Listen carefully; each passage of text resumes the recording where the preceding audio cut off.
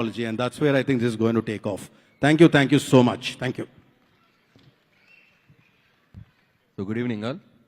First of all, IT Minister Sridhar Babu gariki and alage Arvind gariki and film friends andariki very good evening. And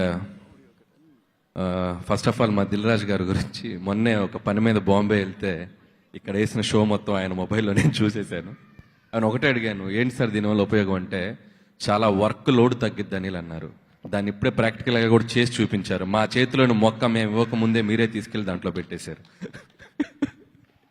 jokes apart, first of all AI అంటే ఇప్పుడిప్పుడే అందరికీ అర్థమవుతుంది.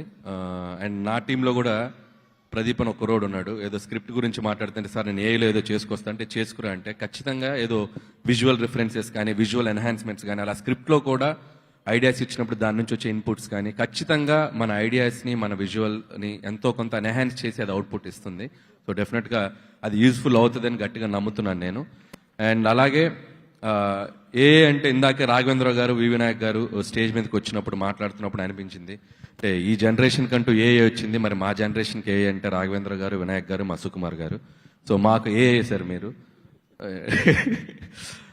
So మారుతున్న కాలాన్ని బట్టి మనము మారాలి, మనము పరిగెత్తాలి, అప్పుడే మనం ముందుకు వెళ్తుంటాం. సో జనరల్గా మేము పరిగెడితే రాజుగారు కార్ వేసుకుని దాన్ని మాకంటే ముందు క్రాస్ చేయాలని చూస్తారు. అందుకే ఆయన ఒక కంపెనీ పెట్టారు.